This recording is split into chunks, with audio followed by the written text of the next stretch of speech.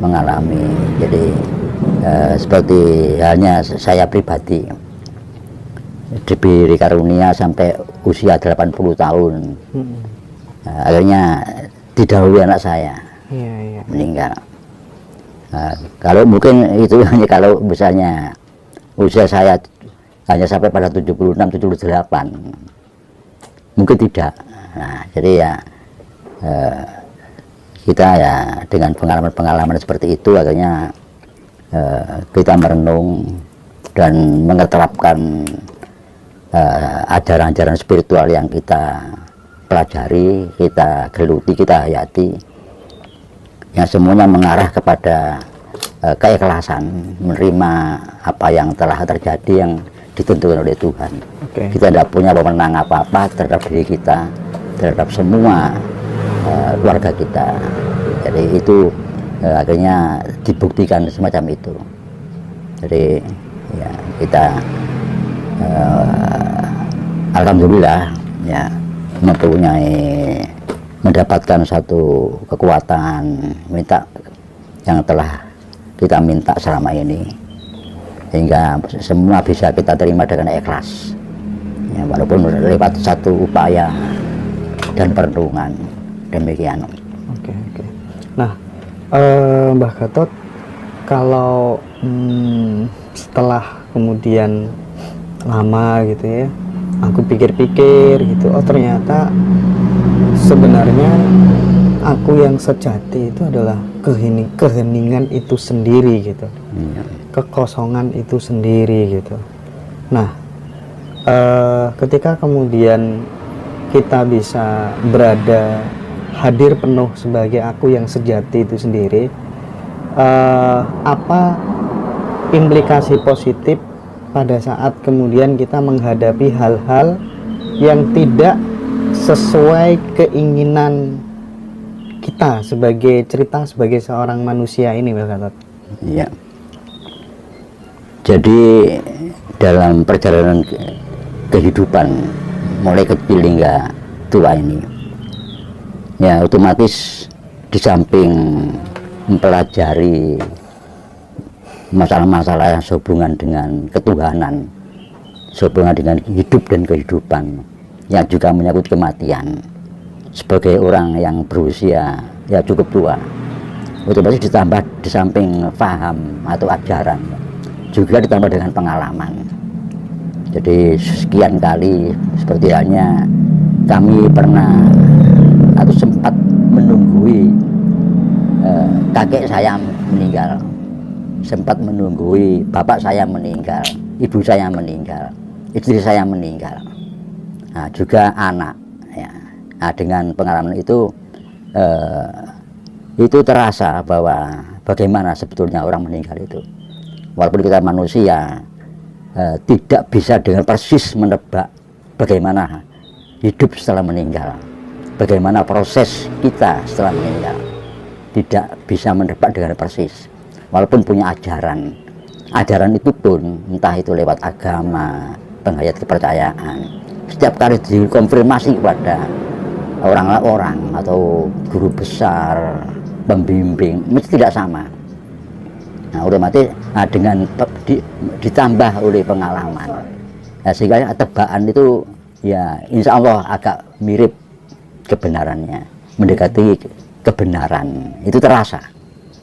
Jadi ternyata kematian itu hanya kehilangan raga. Jadi bukan raga kehilangan roh atau sukma, enggak. Roh atau sukma kehilangan raga, karena raganya tidak berfungsi. Jadi masih ada. Di sini selalu tergambar Tuhan itu seperti menunjukkan begini loh. Nah, jadi betul mengalami, nampak, terus pesan. Ya, dalam beberapa hari setelah meninggal itu ngalami, sehingga lepas apakah ini halusinasi, bukan, karena sesuai dengan kebenaran yang saya buktikan. Satu contoh ya ini, pada saat istri saya meninggal. Akhirnya setelah 1 minggu saya ajak anak-anak saya itu untuk nyekar. Nah, naik mobil, setelah pulang bersama-sama naik mobil. Tahu-tahu ada bisikan, anakmu yang nomor 3, namanya Vera itu mau ngomong sama papa, tapi tidak berani. Loh, apa suara apa ini dalam batin? Saya tanya, Vera, namanya Vera, kamu ada apa? Kok ngomong sama papa kok rupanya tidak berani? Dia diam. Kamar saya desak sampai 3 kali. Saya mau ulang tahun, katanya. Saya tidak berani ngomong. Loh, kan benar berarti. Jadi hal seperti itu mengalami. Beberapa kali mengalami. Ya. Jadi begitu, kalau begitu manusia itu tidak mati, masih ada. Cuma kita tidak tahu. Beliau tahu.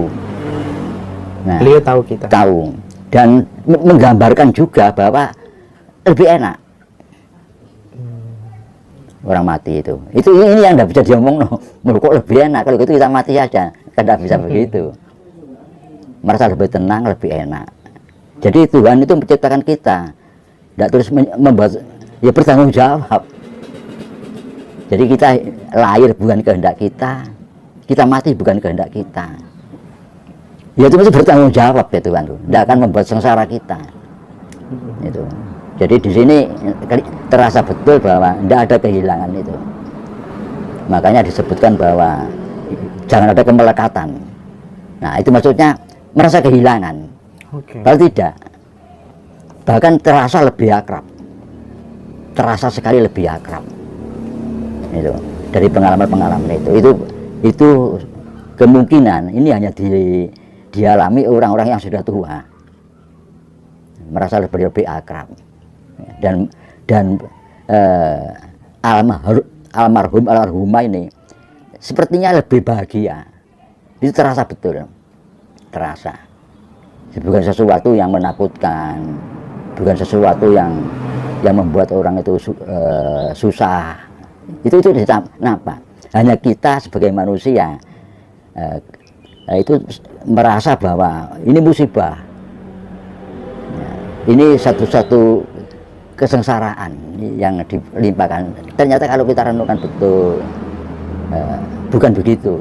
Nah ini saya sampaikan karena saya berpengalaman seperti itu.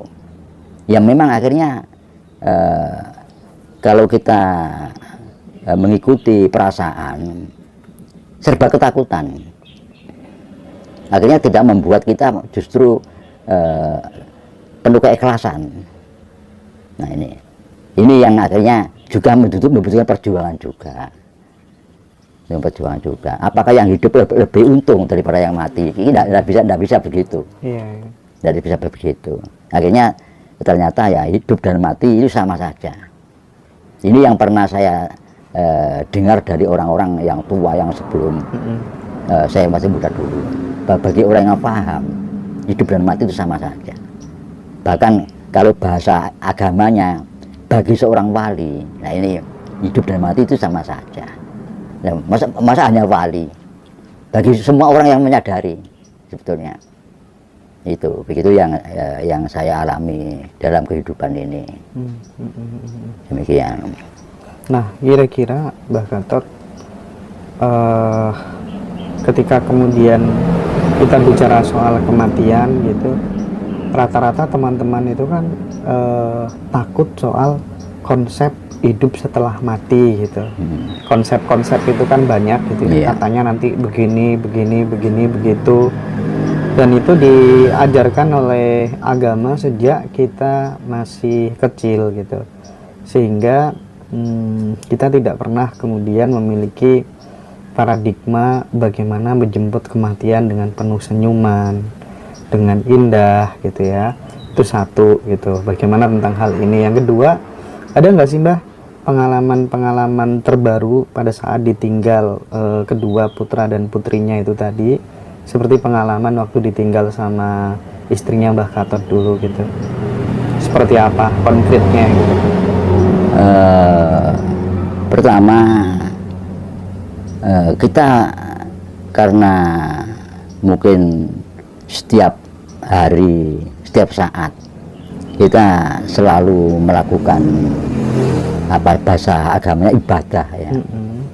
Misalnya kalau di dalam penghayat, di dalam ajaran-ajaran tasawuf, ajaran tarekat itu kita zikir, hening, semedi, meditasi, hening, selalu pasrah total kepada dat, ya, dat hidup, dat yang membuat hidup kita, pasrah total. Itu kan harus dibiasakan, kepasaran total, walaupun sesibuk apapun, tidak menunggu tua. Jadi itu lebih mudah, lebih baik. Tetap diselingi dengan, kalau mudah dengan pekerjaan yang keras, itu tidak apa-apa, tidak ada masalah, sesuai dengan umur yang masih membutuhkan bekerja keras. Tapi tentang membiasakan diri untuk pasrah total, itu selalu dilakukan sehingga terbiasa. Nah, dengan demikian pada perjalanan ini, kalau ada sesuatu yang kiranya bagi secara umum itu membuat nistapa, membuat resah, itu insya Allah itu ada sesuatu kekuatan yang diberikan oleh Tuhan pada kita, dan dengan satu pemikiran, satu perasaan bahwa sama saja, itu bahwa mati dan hidup sama saja, itu selalu tergambar. Sebab orang tua itu mungkin beda dengan anak muda. Dalam keseharian orang kalau sudah di 70 ke atas, itu sepertinya kita ini dua alam dunia dalam pergaulan. Pada saat kita masuk ke dimensi yang lain, yang di luar alam manusia, terserah sesuai dengan keyakinan dan kehendak masing-masing kita. Itu selalu kita lakukan, Nah, otomatis dan dengan bahasa lain ada begini. Jadi orang itu selalu belajar mati sebelum mati. Yeah. Waktu hidup dia belajar mati, waktu dia hidup mencicipi mati. Itu memang ada, memang begitu, harus begitu. Itu apa maknanya, bagaimana caranya? Itu otomatis ini tidak bisa diterangkan, kecuali dilakukan, baru bisa merasakan. Bagaimana kita belajar atau selalu masuk ke dalam dimensi mati, walaupun masih hidup, itu selalu dilakukan. Ini karena itu kebiasaan yang kami lakukan. Jadi memang sepertinya kalau didengarkan kata-kata saya ini, loh, apakah kalau orang itu sudah ahli di dalam zikir, ahli di dalam hening, terbebas dari kesengsaraan duniawi? Saya rasa tidak begitu. Tidak bisa begitu. Ya, yang artinya apa? Istilahnya itu ketenangan. Dimanapun kita berada, dalam keadaan apapun, kita berusaha untuk sama saja. Ibarat kalau disampaikan dengan bahasa lain, tidur di hotel berbintang dan tidur di bawah jembatan, sama rasanya. Seperti itu.